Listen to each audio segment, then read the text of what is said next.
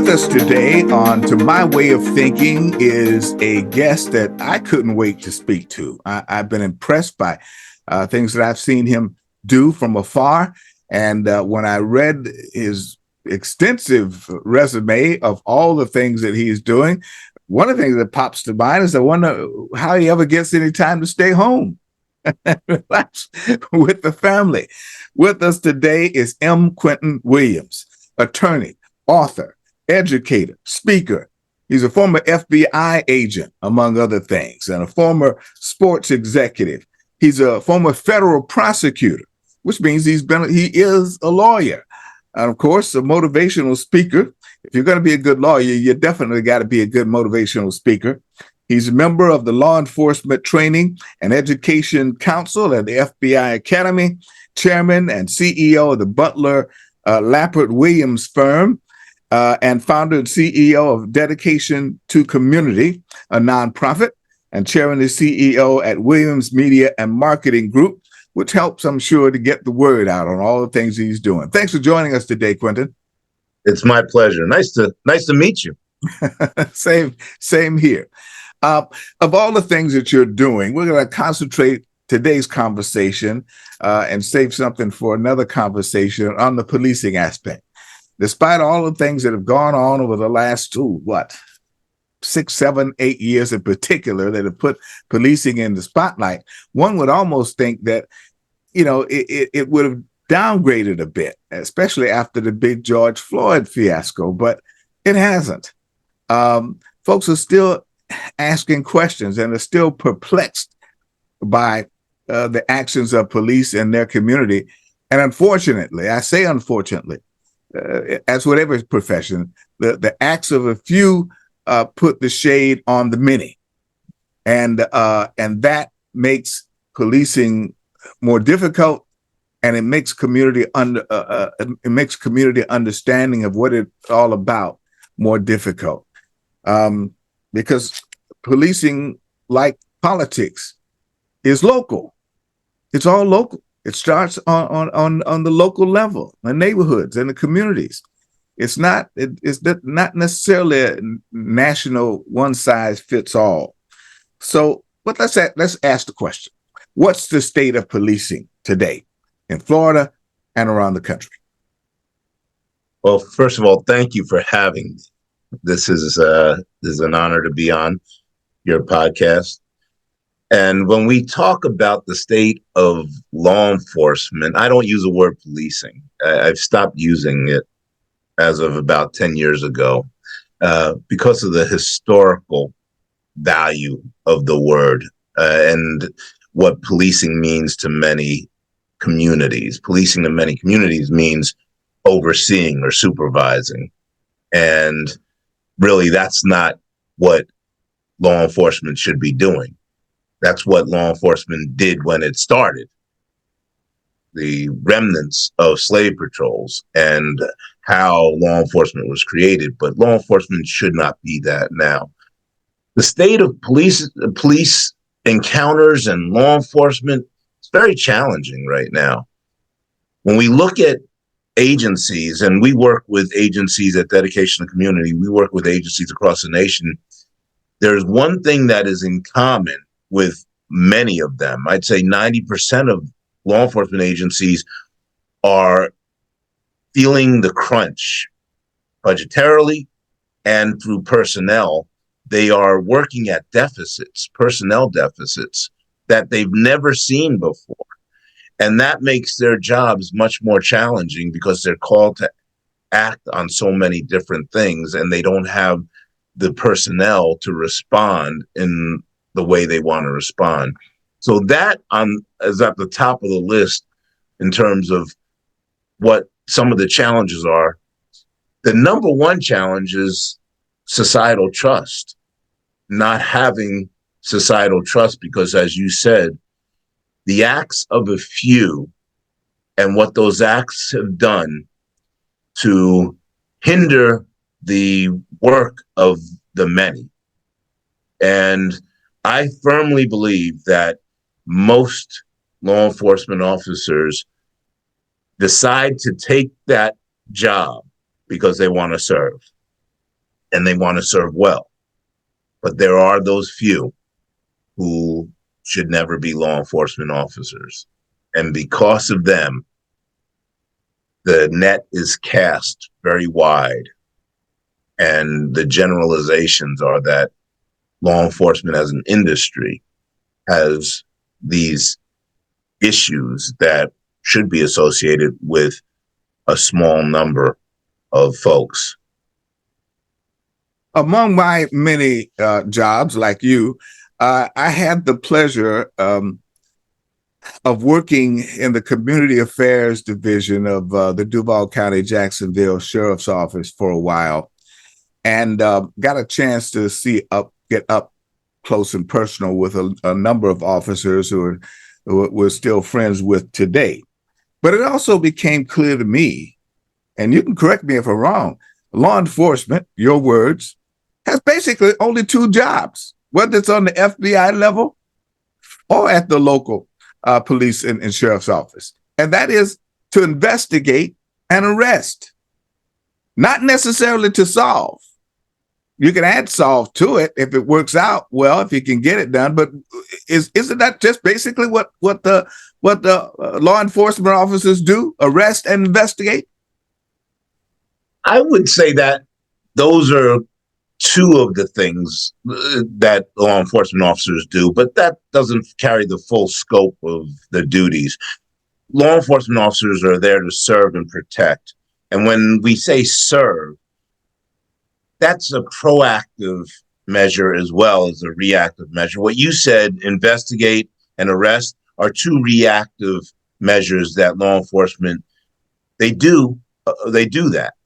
But they're also supposed to be proactive so that crimes don't happen, not just react to crimes that do happen.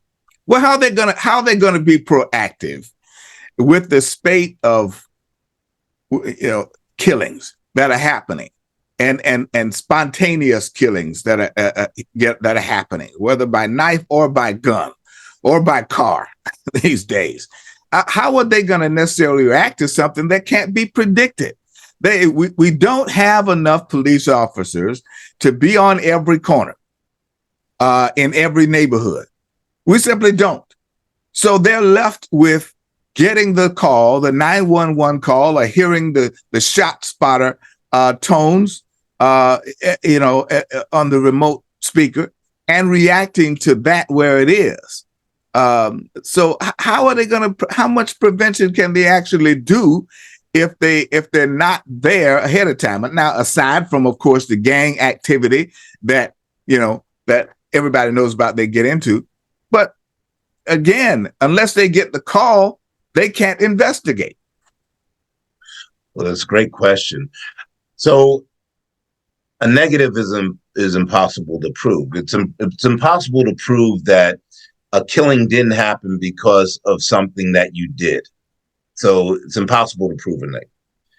But that's exactly what law enforcement should be doing by being proactive. I think what we do right now, what law enforcement does, is we spend 95% of our time reacting. We train to be reactive. We train tactics to be reactive. And we spend about 5% of the time being proactive. Community relations, interpersonal skills, building relationships with folks in the community. It should be flipped. We should actually be spending 95% of the time being proactive and building relationships, and 5% of the time doing tactics and bursting through doors and responding to stuff. It's a strategy flaw that we have in law enforcement, that we don't put the energy and resources into being proactive. So and you talked about Duval County. So Kim Varner Sr. is a retired detective, retired about 12 years ago from the sheriff's office. And he is the perfect example of proactive law enforcement. For his entire career, 26 years. And then for 12 years after he retired, he's been walking streets. teaching people, educating people what to do with their lives, how to be successful, how to stay out of trouble. And is it possible to prove that there have been those people have not committed crimes because of what he's done? Probably not possible to prove definitively, but we know how many masses of lives he saved by educating people and making sure that he was there for them and mentoring them and teaching them the right way to live. That is where we should be putting most of our energy into as law enforcement, as the law enforcement industry evolves, rather than waiting, as you mentioned, waiting to investigate and arrest. Because if we just wait to investigate and arrest, that's what we're going to be doing, investigating and arresting. We're going to be chasing after crime all the time, as opposed to starting when they're young and teaching these children, these valuable, talented human beings, how to live, and that respect is a priority.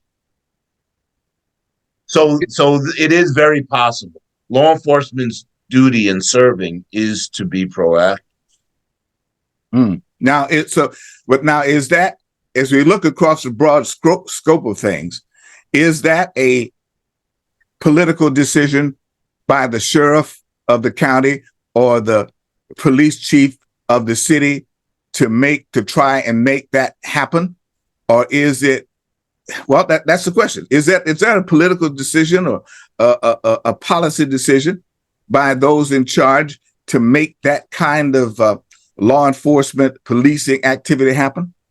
Yeah, that's a great question, and it is political in some instances. It is policy. Politics turn into policy, but it also comes down to culture. The culture of law enforcement has always been to react, to respond. When we see success, though, we look at response to proactivity as a way to respond to what we see historically. So I'm going to give you a great example of how proactive law enforcement plays a role in saving lives. The George Washington Bridge and the Lincoln Tunnel were going to be blown up. There was a master plan by terrorists to do that. But there were some rock star law enforcement officers who got, through the intelligence measures that they had through confidential informants, they got word that this was going to happen, and they prevented it from happening. So as a result of them preventing that from happening, the George Washington Bridge still stands, and so does the Lincoln Tunnel. Imagine what would have happened if they hadn't worked for years to gain the trust of the confidential informants and the community to give them that information. Imagine what would have happened.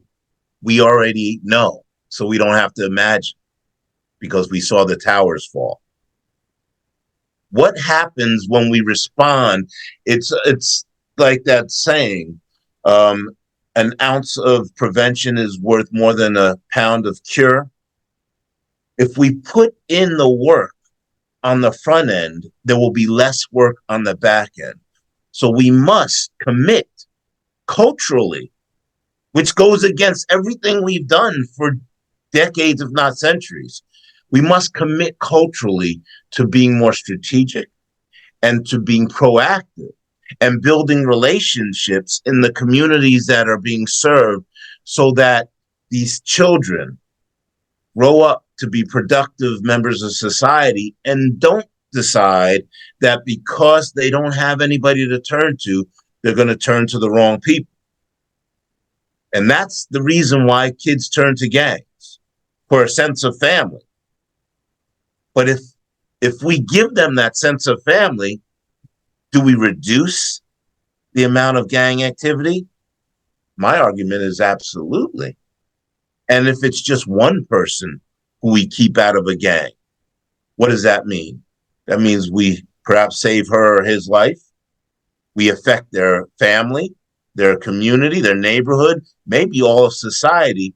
Because as we found out with George Floyd, one person can have an impact on global society. So that one gang person, the gang leader, imagine if they take those talents and apply them in a productive way to help society instead of to hurt society. Proactivity is the strategy. We just have to commit to it. We have to recalibrate the way we look at these things and offer society a different strategy.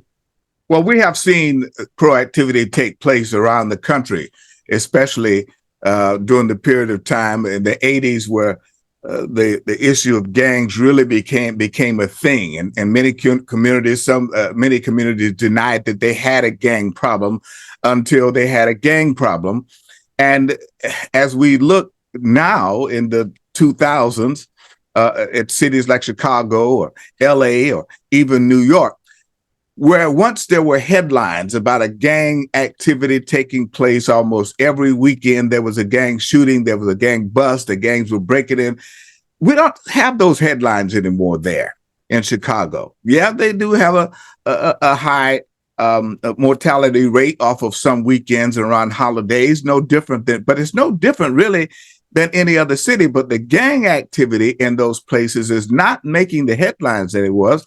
And it appears that in those instances, it is because of what you just mentioned, because they have adopted a policy of talking in those communities to the leaders in the community. And yes, in walking the beat, but also becoming known so that this and former gang members, enlisting the aid of former gang members in those cases to come back and lower that killing rate, as I call it. I really, murder is word for it, but killing rate. So the community policing aspect of it is there. Is that universally in the training for police officers, law enforcement across the country, or is that state by state, or community by community? How's this sort of thing taught, or is the training of police officers different than what they actually run into when they join a particular department? You're full of great questions. So it's a long game that we have to take. And we have to take that long game by saying what we do today is planting the seeds for not just tomorrow, but the next generation.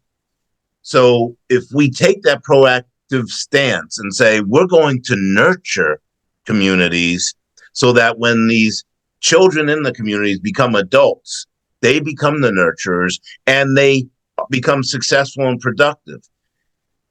As an industry, we've not fully committed to it. Starting to commit to it. Like my organization, Dedication to Community, it's a not-for-profit 501c3 that does that. It teaches that to law enforcement at training academies and in services with the community. But there are a lot of agencies that don't commit to it, don't commit to proactive law enforcement measures. And it's because the culture has never been to do that. Again, it's been 95% tactical.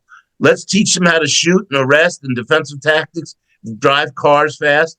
And they don't put a lot of emphasis into just simple communication. How do I speak to people? How do I treat people? So that is the paradigm shift that we need to see happening.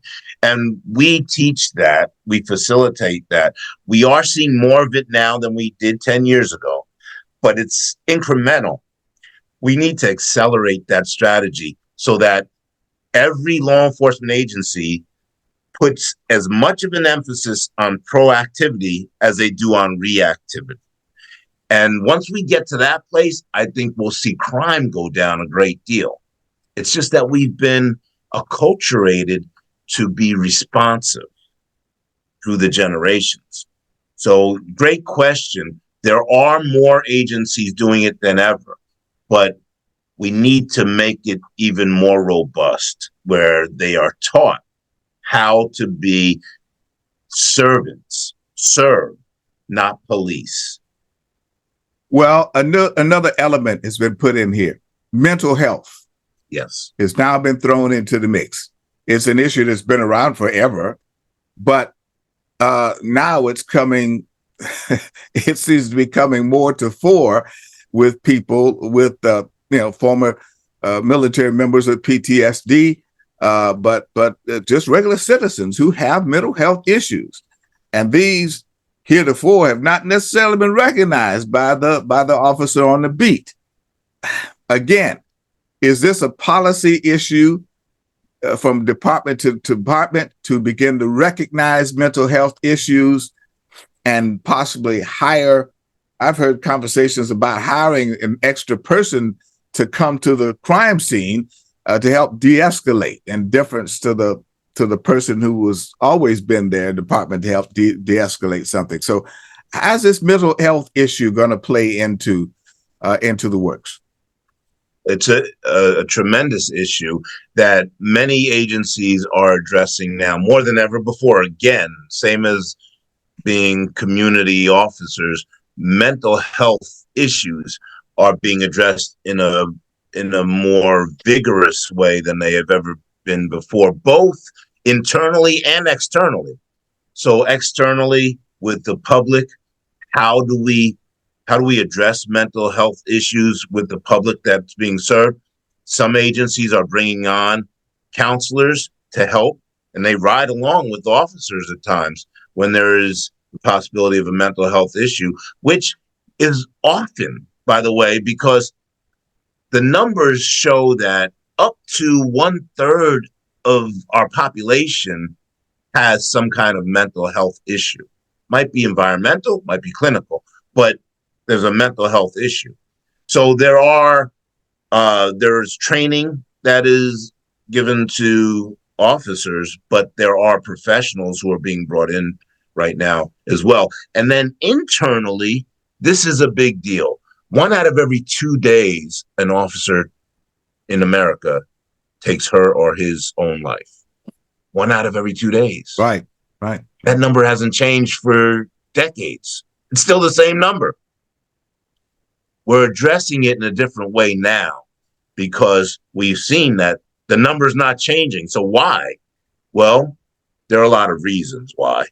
But at least if the support is there for the officers, maybe they will not think about taking their own lives and they will seek help instead. So agencies are addressing these issues with a different tact now than they did before. Before, years ago, they would just ignore mental health issues, both with the public and internally. That didn't work out too well. So now addressing it head on is what they're doing. I'm going to dash off into politics before we conclude this segment here. Why does it appear that the law enforcement associations and some of the police unions appear to endorse the more conservative or Republican candidate than is necessarily the case with other police unions and associations? I mean, we had here in Jacksonville, we had 2 candidates. It was a unique situation in Jacksonville, Florida, because all of the candidates for sheriff in Duval County were all African Americans. One lady ran. Keisha. Yeah. All of them were African Americans, and all had served honorably in their positions. And it came down to the 2 candidates, one male, one female, Keisha, and the gentleman who's now the current sheriff. But the law enforcement community, almost to a person, moved to the right. Why does it seem, and it happens in statewide elections, and I dare say I haven't seen so much on the national scene, but it certainly happens in state after state after state in their elections. Why does it appear that the law enforcement community is so right wing, to use the term? But that's it's a good question, and it does appear that way publicly, but it's not necessarily the case behind closed doors. Because in Keisha's case, I know that there were many officers, maybe not the associations, but the officers. A lot of officers endorsed her and liked her. Um, I think the Republican Party in the past has been known as a party of law and order. And at least that's what they tagged themselves as. And so as a result, law and order, they are aligned with law enforcement. The Liberal Party or more progressive party, Democrats, have been aligned with law enforcement, but more aligned with public defenders and helping to revamp the criminal justice system. I think there's a middle ground that we need to get to between both parties, where justice is served and discipline, also accountability, is served, but not so in so extreme ways. Like we're not allowing people who commit crimes to do it again and again and again without rectifying it. And we're also not overreaching with our criminal justice system. There's got to be a balance. And so I think you'll find both Democrats and Republicans, this is just my opinion, to support law enforcement done right. That's the key. It has to be done right. I know the last question I wanted to ask today that did come up. Do you have the talk because of the policing issues, the law enforcement issues that in the community? Have you found it necessary to have the talk with your kids or with other young men so that they can survive the ride home from the party? Such a great question.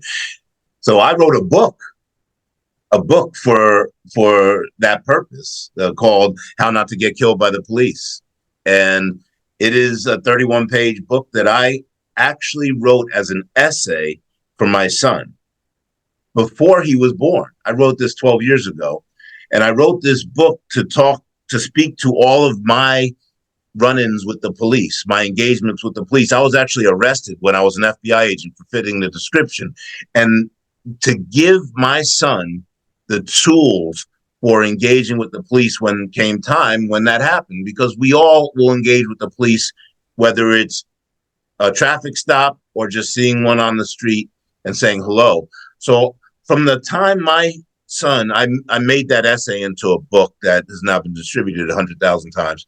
But when my son, from the time he was able to understand language and speak, I taught him to respect authority. And I always taught him to say, thank you for your service to law enforcement officers. My daughter is 18 months younger than him, and she's the same way. So now my kids are 11 and 9. And when they see a cop, they say, thank you for your service.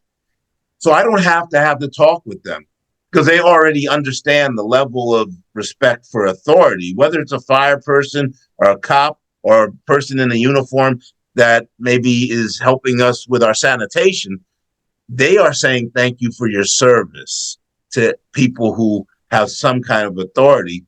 And so there's no need for me to give them the talk. They already understand. But I do give them the tools for how to behave on traffic stops when they come of age to drive. And that's a few years later, but I do give them those tools.